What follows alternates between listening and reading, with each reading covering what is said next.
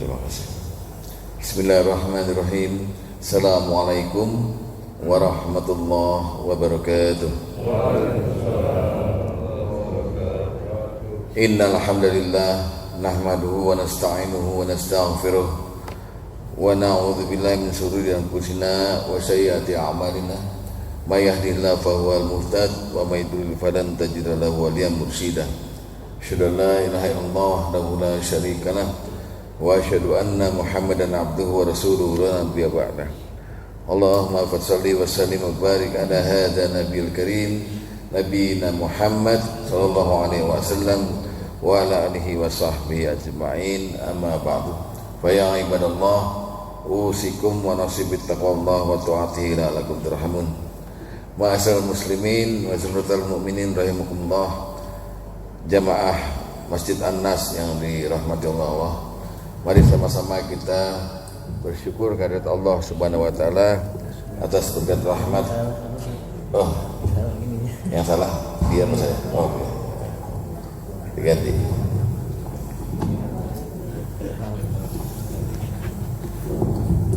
Baterai habis. Yang balik.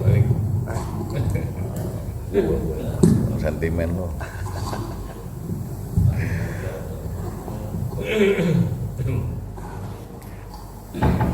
Sampai di mana tuh? Ya, ganggu aja. Ya, kita bersyukurlah ya atas segala semua nikmat yang Allah berikan pada kita, yang sadar atau tidak sadar, kita terima atau tidak terima, pokoknya nikmat semuanya. Nikmat itu artinya bukan lezat. Kan sering konotasi nikmat itu lezat. Lezat itu enak. Nikmat itu artinya baik. Jadi kalau ada nikmatullah, nikmat Allah, kebaikan Allah, dan semua ini baik. Pokoknya semua yang datang dari Allah itu baik. Apa buktinya? Kita perhatikan surat Ali Imran ayat 26.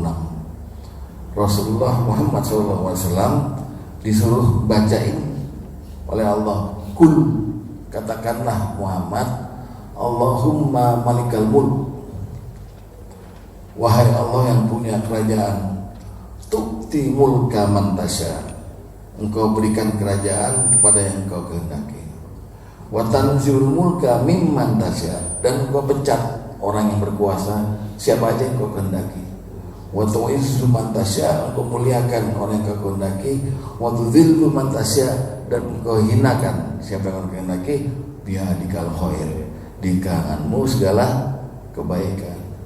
Jadi orang yang negatif, positif yang terjadi dalam diri kita, semuanya baik, datangnya dari Allah. Jadi perlu kita syukuri, khususnya kenapa kita bisa sampai ketemu lagi di sini, di tempat yang mulia ini, di mana tidak semua orang bisa masuk kemari. Masalahnya bukan bisa nggak bisa, masalahnya mau atau nggak mau, ya kan? Masalahnya bukan mau nggak mau, mampu atau nggak mampu kemarin. Tuh, semua hidayah Allah. Bapak kesini itu bukan karena kita hebat, tapi karena Allah membimbing kita supaya kita nanti ketemu lagi di surga. Amin. Ya, begitu aja ya pembukaannya. Ini nggak diganti lagi nih. Udah mau mulai soalnya. Ya. Baik. Pada suatu hari Rasulullah pernah keluar dari rumahnya. Lalu ada sekelompok sahabat. Di situ ada sahabat namanya Abu Umamah. Dia yang bersaksi. Suatu hari Rasulullah keluar, lalu Rasulullah bertanya, dialog dengan sahabat ini. Dialognya diawali dengan pertanyaan Rasulullah, kaifa antum? Kaifa itu menanyakan kifayah. Kalau sekarang bahasa Inggrisnya kaifa atau how? Bagaimana? Antum, kamu atau kalian. Jadi kalau disambung nih, kaifa antum, bagaimana pendapat kalian? Bagaimana tanggapan kalian? Idza tagha nisaukum, kalau kalian melihat wanita-wanita kalian berterlaluan. Cewek-cewek zaman ini sekarang ini udah keterlaluan. Tagha itu udah melampaui batas. Wa fasaqa syababukum, dan anak muda kalian udah fasik. Fasik itu lupa sama Allah. Kalau bahasa kerennya, anak muda kalian udah maksiat semua. Dua. Wa taraktum jihadukum, dan jihad kalian udah kalian tinggalkan. Jihad itu artinya bersungguh-sungguh. Jadi beragama ini serius, Pak. Beragama tuh gak cuma masjid, enggak, tapi ada ruhnya agama itu. Nah, Rasulullah nanyain 3 hal ini. Kaifa antum? Bagaimana tanggapan kalian? Iza taghu nisa'ukum, seandainya kaum wanita kalian itu sudah keterlaluan semua. Wa fasaqu syababukum, dan anak muda kalian udah pada fasik. Wa taraktum jihadukum, dan jihad kalian sudah kalian tinggalkan. Ini dahsyat, Pak.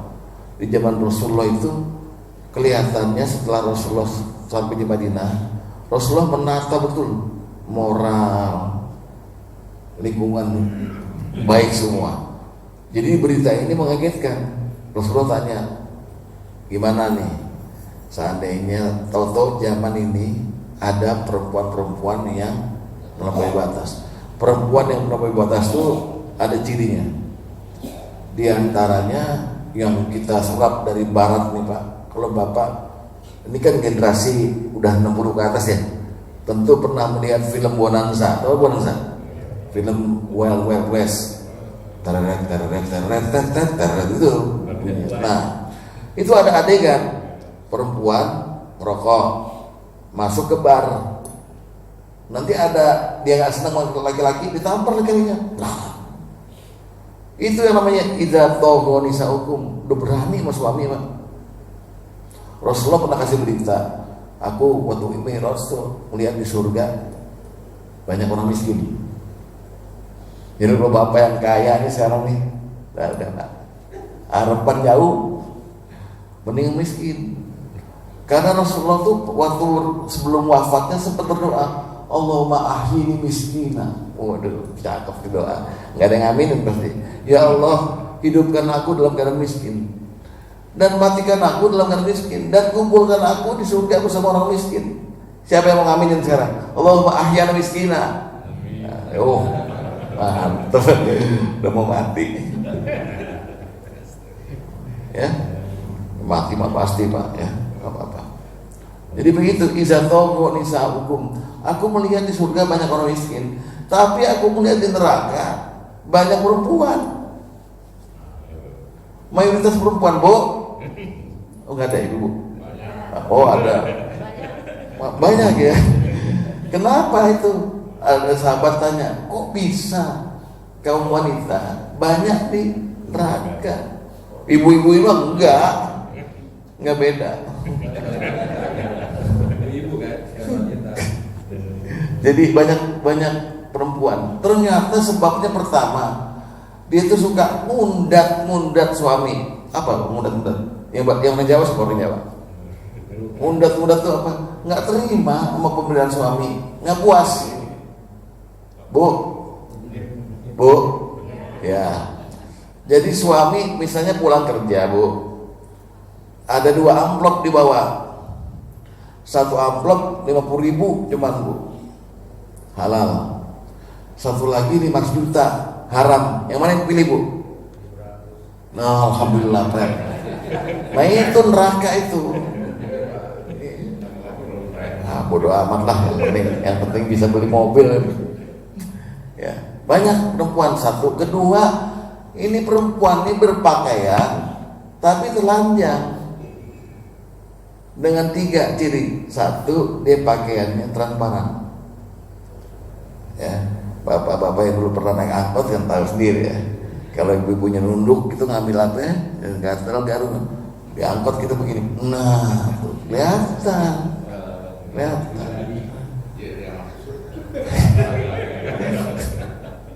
Dua-duanya neraka, Pak.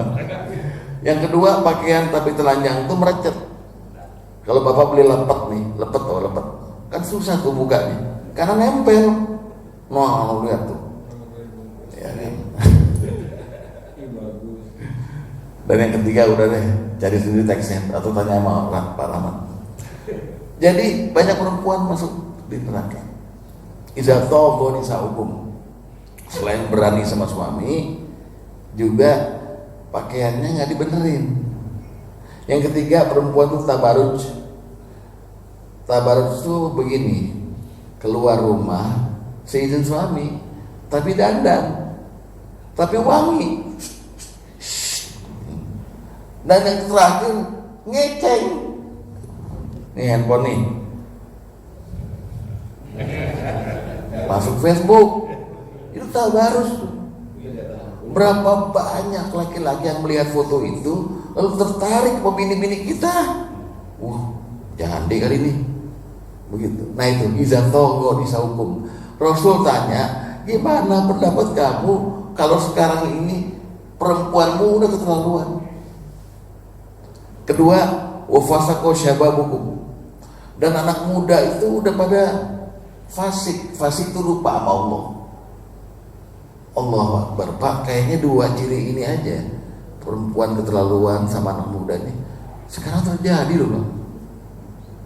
Bapak lihat itu namanya fitness gymnya, nggak dilarang, futsal nggak dilarang, tapi acaranya dimulai maghrib.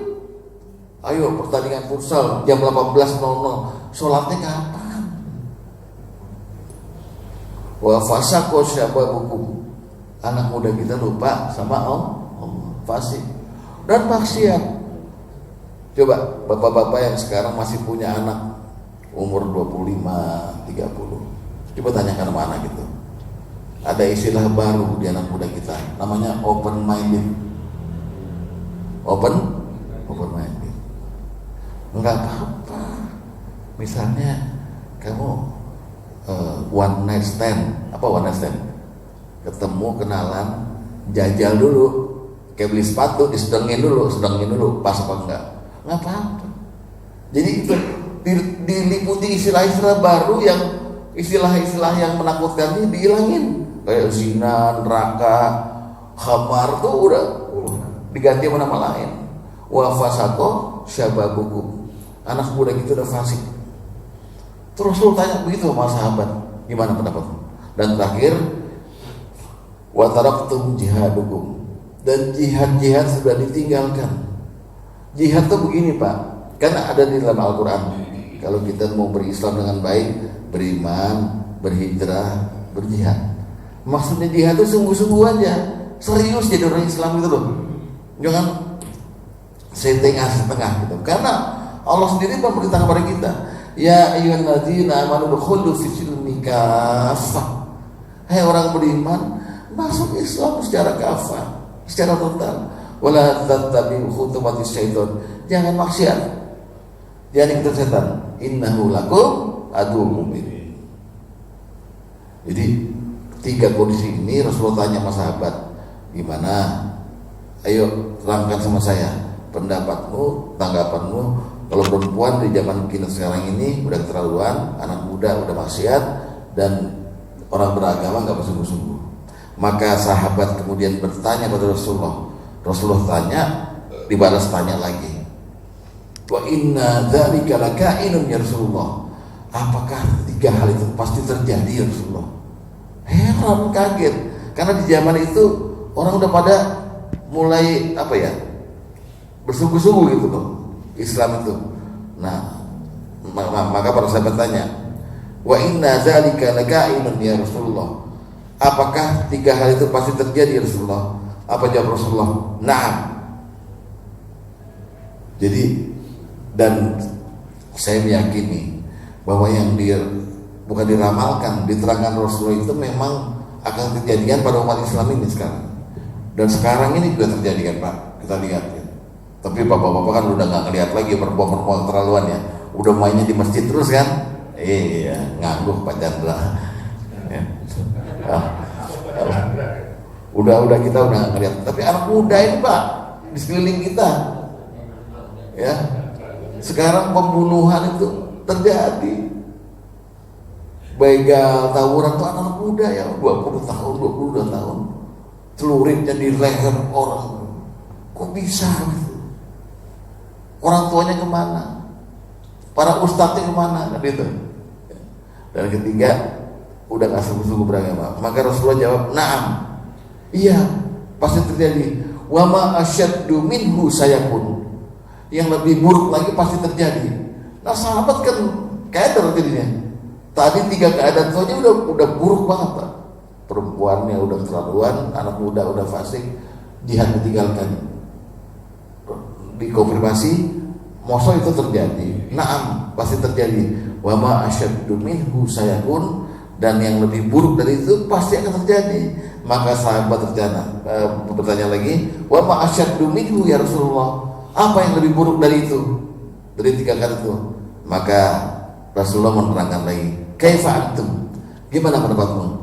Iza lam ta'muru bil ma'ruf wa lam tanhauna 'anil munkar. Gimana pendapatmu kalau kamu udah enggak berniat lagi menyuruh pada kebaikan, dan kamu enggak pernah punya keinginan mencegah kemungkaran? Wah, mulai ini keadaan ini mulai lebih gawat lagi.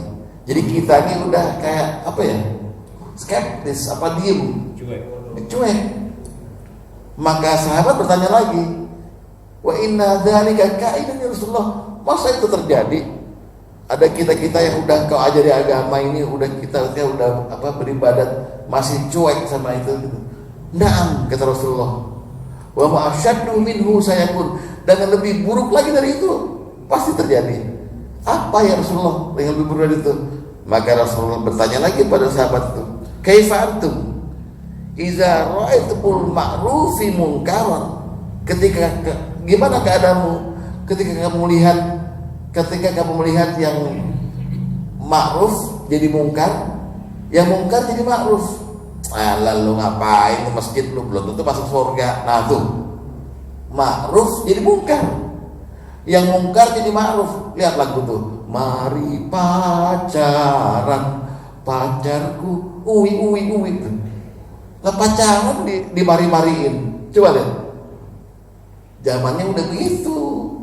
Jadi yang baik jadi kelihatan jelek, yang jelek jadi baik. Maka sahabat tanya, wa inna dzalika ka'inun ya Rasulullah, apakah itu terjadi ya Rasulullah? Naam, terjadi. Wa ma asyaddu minhu sayakun, dan lebih buruk lagi pasti terjadi. Sahabat tanya lagi, apa yang lebih buruk dari itu? Udah pusing kali. Maka jawaban terakhir Rasulullah, kaifa antum? Bagaimana keadaanmu? Iza umirtum bil munkar wa nuhitumu 'anil ma'ruf. Jika kamu nantinya disuruh-suruh ngerjain yang mungkar dan dilarang-larang ngerjain yang ma'ruf. Nah itu Pak. Jadi judul pada pagi ini amar ma'ruf nahi mungkar. Rasul ceritain tuh bagaimana keadaan nanti di akhir zaman. Orang Islam itu udah nggak peduli lagi mana yang baik, mana yang mungkar. Bodoh amat. Salah itu Pak. Karena posisi amar ma'ruf nahi mungkar itu jelas. Kalau bapak-bapak ini ya, ibu-ibu mungkin jarang ya, sholat Jumat kan sebelum khotibnya sebelum qomat, khotibnya bilang, ibadallah, innallaha ya'muru bil adli wal ihsan. Ya kan? Sesungguhnya Allah menyuruh kamu untuk berlaku adil dan berbuat baik. Pertama. Jadi ihsan itu artinya ma'ruf, berbuat yang baik-baik. Wa yanha 'anil wa ita'il qurba, dan Allah menyuruh kamu untuk memberikan sedekah pada kerabat. Wa yanha 'anil fahsya'i wal munkar wal bagh, dan Allah melarang kamu dari perbuatan keji dan mungkar dan permusuhan. Coba. Jadi Allah udah tanamkan pada kita setiap Jumat. Dengar, Allah nyuruh kamu untuk berbuat baik dan melarang kemungkaran. Saya tanya Bapak, perintah ini buat siapa? Buat Ustaz? Buat Kiai Rahmat? Buat semua. Jadi jangan bebani perintah amar ma'ruf nahi mungkar ini buat kami para mubalik itu. Waduh Pak, repot. Semua kita harus kompak. Kita berpihak pada kebenaran, pada kema'rufan. Kita enak sama kemungkaran. Tanamkan dalam hati. Maka Bapak sudah memenuhi perintah Allah, ya'muru bil adli wal ihsan wa yanha 'anil fahsya'i wal munkar wal baghi. Itu dulu. Jadi hati kita ini mesti mulai memusuhi kemungkaran gitu. Melarang, mencegah, merubah. Lalu kita menyuruh kepada kebaikan atau ma'ruf gitu. Jadi jangan berpikir bahwa amar ma'ruf nahi munkar ini jalurnya formal gitu, ceramah, bukan. Di rumah aja dulu. Berapa banyak sekarang orang tua yang kewalahan menghadapi anak. Ya Pak? Anak SMA mau masuk kuliah gitu. Dialog kita udah gak segar lagi sama anak. Gimana nak habis kuliah ini? Ya gak tahu. Ini orang tua nih, kalau bahasa Jawanya anak tuh nyente sama orang tua. Apa nyente? Apa? Bentak-bentak. Ya. Jadi kita menghadapi zaman yang begini nih Pak, yang bikin stres. Maka kita harus punya semangat atau spirit amar ma'ruf nahi munkar. Posisi kedua amar ma'ruf nahi munkar itu dia menjadi amal yang penting sesudah ibadah makhluk. Suatu hari seorang sahabat dari Badui ya, yang baru masuk Islam, datang kepada Rasulullah. Lalu beliau sahabat ini ngomong sama Rasulullah, "Ya Rasulullah, wahai Nabi Allah, wahai Rasulullah, aqri'nil Quran, bacakan saya Quran." Jadi sahabat ini minta dibacain Quran. Rasulullah bacain. Kebetulan yang Rasulullah lagi bacakan lengkap surat Al-Zalzalah. Idza zulzilatil ardu zilzalaha wa akhrajatil ardu athqalaha wa qala lil insanu, sampai pada misqala dzarratin khairan yarah wa may ya'mal dzarratin. Barang siapa yang berbuat sedikit saja kebaikan akan diperlihatkan kepadanya, dibalas dia, dan sedikit saja kejahatan akan dibalas. Maka sahabat ini mendengar surat Idza zulzilatil berkata begini, "Akhbirni, kabarkan padaku ya Rasulullah, bima alayya minal amali a'mal." Amal apa yang bisa saya jadi dicatat sebagai amal yang paling baik? Maka akan saya lakukan. Ma'takhtul amal, saya lakukan semampu saya. Maka Rasulullah menjawab, lihat jawaban Rasulullah. Ini perlu kita pertimbangkan ya. Qal, Rasulullah bersabda, as-salatul khamsu, salat 5 waktu. Kita udah ya. Wa syamu Ramadan, dan puasa Ramadan. Wa hajjul baiti, dan berhaji ke rumah Allah. Wa adda zakatal malik, dan bayarlah zakat hartamu. Yang terakhir, wa'mur bil ma'ruf wanha bil munkar, dan suruhlah orang lain untuk mengerjakan yang baik dan cegahlah kemungkaran. Ini perintah. Kalau kita nggak lakukan ini gimana? Nih, hukumnya selalu, hukumnya amar ma'ruf nahi munkar itu memang samar. Kalau kita lihat, Bapak sering dengar ya, Ali Imran ayat 104 tuh, wal takum minkum ummatu yad'una ilal khair wa ya'muruna bil ma'ruf wa yanhauna 'anil munkar. Hendaknya ada di antara kalian ini yang menjadi penyeru kebaikan ya, yang menyuruh yang ma'ruf, melarang yang munkar. Itu tuh. Jadi kalau mau dilihat ini fi'il amar, ini pasti wajib hukumnya. Tapi kan bisa aja ini di depan ini, wal takum minkum kok, hendaknya ada di antara kamu. Jadi nggak semua gitu. Nah, mari kalau ada kesempatan baca tafsir Ibnu Katsir, bahwa wal takum minkum itu maksudnya menuju pada kita semua. Kita semua yang berakal, yang kita ini menjalankan agama, maka wajib kita amar ma'ruf nahi munkar. Sama dengan begini Pak, kita semua dikasih lilin, diperintah oleh Pak Kiai Rahmat, tolong jaga lilin itu, jangan sampai apinya padam. Kalau apinya padam pun nyalain lagi. Nah, api itu ibarat yang ma'ruf, matinya api ibarat munkar. Jadi kita yang jaga terus lilin itu sampai kita mati. Kita jaga supaya lingkungan kita, orang lain jangan sampai berbuat munkar, dan kita serukan kepada mereka untuk berbuat ma'ruf. Dimulai dari keluarga sendiri. ya. Jadi hukumnya wajib. Nah, wajibnya yang sangat wajib secara letterlek wajib itu ada perintah ini dalam surat Luqman. Jadi Luqman itu seorang ulama pada zaman Nabi Musa, orang hitam, orang Habsyah, Ethiopia. Pak, atau tahu tuh sejarahnya Luqman Hakim. Nah, Luqman ini dalam surat Luqman ayat 17 pernah berpesan pada anaknya, ya bunayya, wahai anakku sayang, aqimis shalah, dirikanlah salat, wa'mur bil ma'ruf wanha 'anil munkar, dan suruhlah orang lain berbuat ma'ruf, cegah dari yang berbuat munkar, wasbir 'ala ma asabak, dan bersabarlah terhadap apa yang menimpamu, inna dzalika, sungguhnya yang demikian itu tadi, yang sholat, yang ma'ruf nahi munkar, yang bersabar, min azmil umur, adalah hal-hal yang diwajibkan oleh Allah. Jadi jelas Pak, amar ma'ruf nahi munkar adalah salah satu ibadah selain ibadah mahdoh yang kita perlu lakukan dan wajib lakukan. Jangan sampai bengong jadi orang Islam. Jangan sampai nggak berdaya menghadapi kemungkaran. Contoh, di bapak yang rumahnya, di depan rumahnya ada, kayak saya nih, ada saung, ada lapangan, samping rumah lapang begitu. Tiba-tiba banyak nongkrong, ada minuman.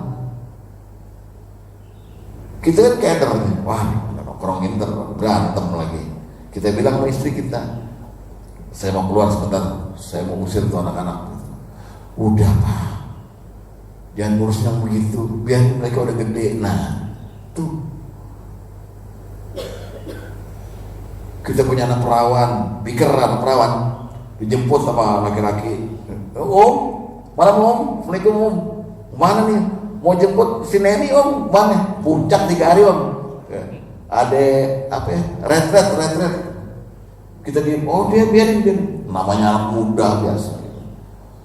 Dan kalau bonding gimana? Dan anak kita tuh gimana jaminannya sholat kan di sono? Yang ditanya malah makan nih jangan lupa, obatnya jangan lupa.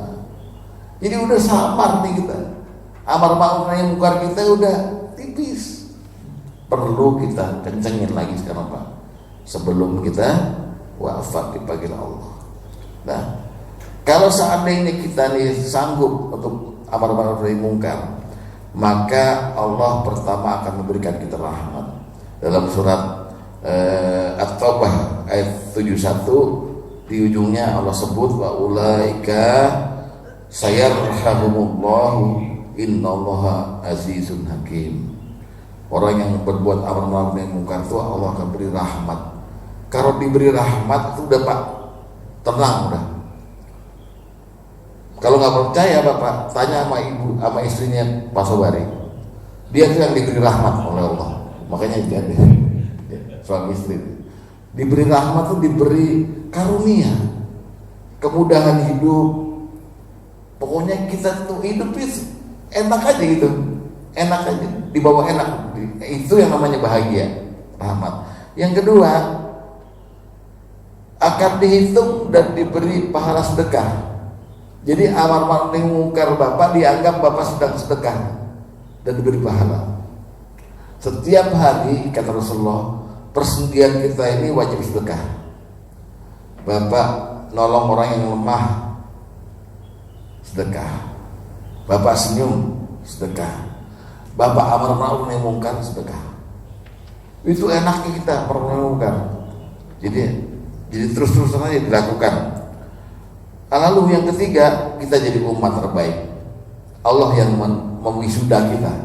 Kuntum khairu ummati ukhrijat linnas ta'muruna bil ma'ruf. Engkau adalah manusia terbaik yang dilahirkan ke tengah manusia, yang menyuruh pada yang ma'ruf dan mencegah yang munkar. Jadi ini saya serukan buat diri saya sendiri dan kepada kita semua, ayo supaya kalau tertata lingkungan ini bagus semua, insya Allah beromong-romongan Pak. Surat Az-Zumar itu terjadi di Masjid Anas ini. Surat Az-Zumar ayat 73 itu bilang apa Pak? Ustaz? Wasiqal ladzina taqaw rabbahum ila jannatin zumara. Ya kan? Jadi orang-orang yang bertakwa pada Allah akan digiring secara berombong-rombongan ke dalam surga itu. Dipanggil Pak, kata malaikatnya ini kan pakai kacamatanya plus rombongan Anas mana Anas itu panggil, saking takwanya kita, amin. Ya jangan dengar pakai belum mengaku takwa ya. Makanya amar ma'ruf nahi munkar. Begitu ya, jadi umat terbaik gitu. Tapi kalau seandainya kita nih nggak mau, malas, ya, udah nggak usah ngurusin orang lain, yang penting kita baik gitu. Itu namanya egois tuh. Kita nggak mau tuh amar ma'ruf nahi munkar, maka pertama kita akan dikirim azab, sama Allah. Entah itu gempa bumi, entah apa, pokoknya yang semua merata, azab merata. Inilah makna dari surat Al-Anfal ayat 25. Takutlah kamu kepada satu fitnah, satu azab, satu ujian yang tidak hanya menimpa orang zalim saja, semua kena. Siti Aisyah istri Rasulullah tanya, ini ayat buat siapa sebenarnya? Mosok ada satu azab yang menimpa semuanya, yang orang soleh kena juga? Iya, karena orang-orang membiarkan kemaksiatan. Kata Rasulullah, membiarkan kemaksiatan, tidak mau mencegah dan sebagainya. Jadi dikirim azab. Bahkan kata Rasulullah, la ta'murunna bil ma'rufi wa la tanhauna 'anil munkar aw yusikanna Allahu ay yab'atsa 'alaikumul iqaba minhu. Hendaknya kamu segera amar ma'ruf nahi munkar. Kalau tidak, maka Allah akan segera mengirimkan azabnya padamu secara merata. Summa yad'unahu fala yustajabu lakum. Kemudian engkau berdoa padanya, Allah tidak akan dijabah. Summa yas'alunahu, engkau meminta padanya, fala a'tikum, dia tidak akan memberikan padamu. Summa tastansirunahu, kemudian engkau minta tolong padanya, fala ansurukum, dia tidak menolong kamu. Mau begitu Pak? Jangan. Kita pengennya baik di hadapan Allah gitu. Jadi jangan bebankan tugas ini hanya pada Pak Sobari, pada Pak Kiai Satibi, pada Pak Ahmad Yani itu. Kasihan, berapa perbandingannya jumlah orang yang seperti mereka yang amar ma'ruf nahi munkar ini dengan umat, jauh sekali. Berapa tanggung jawabnya mereka, satu orang yang ngomong di depan ini untuk amar ma'ruf kepada berapa ribu orang gitu. Maka masing-masing kita harus punya niat amar ma'ruf. Caranya gimana? Nah, caranya kita bagi dua, cara amar ma'ruf dan cara nahi munkar. Terserah Bapak mau lebih kencang di mana, terserah. Bagusnya dua-duanya kalau bisa. Nah, sekarang amar ma'ruf. Amar ma'ruf itu ada 4 cara. Pertama, menyeru. Kita menyeru dengan hikmah, dengan bijaksana. Jadi jangan juga kayak orang sok tahu gitu Pak. Pokoknya tetap kita ngomongnya enak gitu. Dalam Al-Quran kita disuruh ud'u ila sabili rabbik bil hikmati wal mau'izatil hasanah. Serulah pada jalan Allah dengan hikmah dan nasihat yang baik. Pertama, menyeru. Kedua, dalla ala khair, kita nunjukin yang baik gitu loh. Entah dengan apa, pokoknya kita nunjukin dulu sama orang ini yang baik. Yang ketiga, da'a ila huda, mengajak. Ayo ngajak apa pun terserah. Yuk kita ngaji, yuk apa, kita ajak orang. Dan yang terakhir, kita nyontohin sunnatan hasanah, nyontohin Pak. Tuh ya, jadi modalnya itu aja. Lalu kalau yang nahi munkar, modalnya 3. Rasulullah pernah bersabda, man ra'a minkum munkaran fayughayyirhu biyadihi. Siapa di antara kamu yang melihat kemungkaran, maka cegahlah dengan tangan. Dengan tangan itu dengan kekuasaan, dengan power, dengan jabatan. Bapak jadi RT, kesempatan nih, ada judi nih, coba gue bongkar tuh judi, karena saya RT. Sebab orang yang judi itu nanya biasanya, lu ngelarang gue, lu mau siapa ya? Kan gitu. Maka jawab RT. Atau kayak beliau sekretaris RT. Beliau sekretaris RT. Jabatannya tinggi juga. Ya Pak Anies RW dulu. Fayuhidu biyadi, maka cegahlah dengan tangan, dengan kekuasaanmu. Fa'ilamnya seperti kalau nggak bisa begitu, fabilisani, maka dengan lisan. Ya, jadi ya saya sih nggak punya apa-apa di sini, tapi saya nggak maulah ada begini, gitu, tegas tetap gitu. Wa illam yastati, kalau nggak sanggup dengan lisan, fabiqalbihi, maka dengan hati. Dengan hati itu kita nggak setuju, kita ingkari dia, dan kita doakan pada Allah supaya mereka tidak berkembang kemaksiatannya. Wabiqalbi, wadzalika ataful iman, dan yang pakai hati itu selemah-lemahnya iman. Tapi iman, nah jangan sampai jadi golongan yang keempat, nggak mau amar ma'ruf, nggak mau nahi mungkar. Gitu ya Pak ya. Jadi itu caranya. Kemudian lakukan dengan sungguh-sungguh. Jangan jadi kayak calo Pak, calo kriminal ya, pakai bolos. Orang pada naik dia nggak naik sendiri, dia ngajak tapi dia nggak naik. Jangan jadi calo. Nah, dalam amar ma'ruf nahi mungkar jangan jadi calo. Kita nyuruh yang ma'ruf, melarang yang mungkar, kita sendiri melakukan. Ini ada nih satu hadis nih yang perlu direnungkan ya. Dan ayatnya juga ada. Ayatnya Bapak bisa lihat di surat As-Saff ayat 2 dan 3. A'udzubillahi minasyaitonir rajim. Ya ayyuhalladzina amanu lima taquluna ma la taf'alun. Hai orang-orang yang beriman, kata Allah, kenapa kau mengatakan sesuatu yang tidak kau kerjakan? Misalnya saya bilang di sini nih, ayo mulai sekarang kita tahajud tiap hari selama 40 hari. Sayanya di rumah ngorok sendiri. Berarti Allah murka. Kata Allah, kaburat maqtan indallah. Allah sangat marah pada orang seperti ini yang antakun ma la taf'alun. Berkata sesuatu tapi dia tidak kerjakan. Jangan jadi calo Pak. Jadi kalau kita niat, memang kita udah siap dengan modal, kita sendiri melakukan yang ma'ruf itu dan melaksanakan yang mungkar itu. Rasulullah pernah berpesan, nanti di akhirat ada seorang laki-laki di hari kiamat didatangkan oleh Allah ke hadapan orang banyak, lalu dilempar ke neraka, lalu dia berjalan di neraka berputar-putar seperti himar, seperti keledai di penggilingan gandum dengan posisi ususnya terburai. Orang tanya, kamu kok di sini? Dulu kan kamu ceramah. Dulu kan kamu amar ma'ruf nahi mungkar. Betul. Tapi saya bilang amar ma'ruf, saya sendiri nggak pernah mengerjakan yang baik. Saya mencegah yang mungkar, justru saya mengerjakan yang mungkar. Nah, jangan jadi calo. Nanti risikonya jadi keledai yang berputar-putar di neraka. Demikian, semoga ada manfaatnya. Usikum wa nasibi taqullah. Wassalamualaikum warahmatullahi wabarakatuh. Terima kasih Pak Ustaz atas jawaban yang luar biasa mengenai mungkar. Jemaah sekalian, silakan jika ada waktu kita 10 menit kita tanya jawab terhadap pertanyaan yang disampaikan.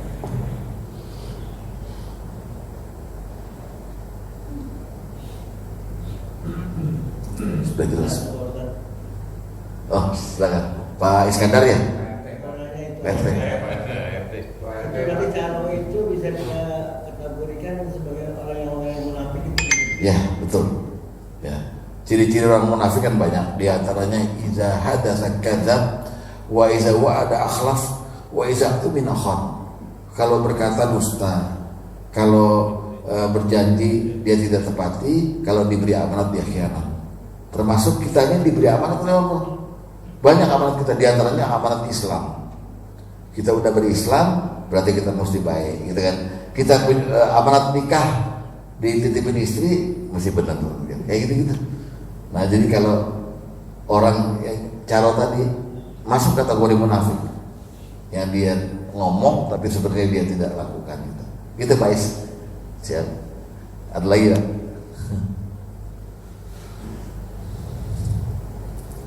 Assalamualaikum warahmatullahi wabarakatuh. Wassalam alaikum. Ustaz, maaf nih, mungkin agak sedikit luar dari tema, tetap masih dalam tema gitu ya. Terkait dengan fenomena sekarang anak-anak muda gitu. Ya.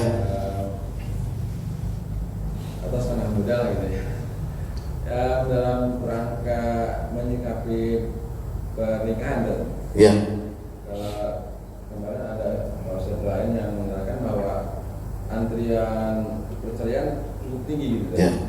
Nah, apakah ini juga memang ada terkaitnya dengan tadi dalam rangka nahi munkar itu tadi, jadi menjaga pernikahan juga apakah bagian dari itu gitu? Terima kasih. Ya, baik.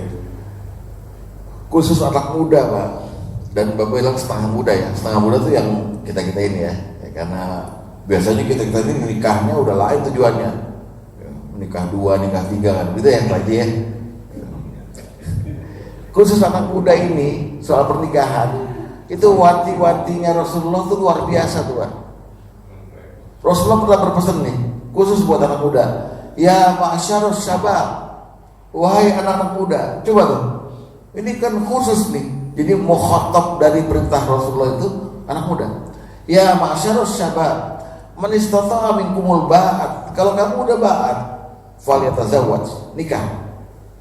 Apa yang disebut ba'at ini? Ba'at itu mampu ekonomi, dewasa, dan mampu beranak. Nih dia nih. Dan mampu, yang perempuan mampu dibuahi, yang laki-laki mampu membuahi. Nah, ada buah nih, buah apa saya nggak tahu deh. Ya. Artinya bahaya. Seandainya kamu anak muda udah ba'at, masih berkeliaran aja nggak kawin-kawin. Falyatazawwaj, fa innahu aghaddu lil basar wa ahsanu lil farji. Karena nikah itu bisa menjaga pandangan dan menjaga kemaluan. Wa man lam yastati, kalau kamu nggak sanggup nikah, fa alaihis shaum fa innahu lahu wijah.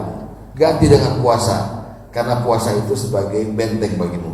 Nah, berapa banyak anak muda yang mengamalkan hadis ini? Yuk segera nikah yuk. Kita sebagai orang tua malah kadang-kadang melarang mereka menikah. Berapa umur kamu?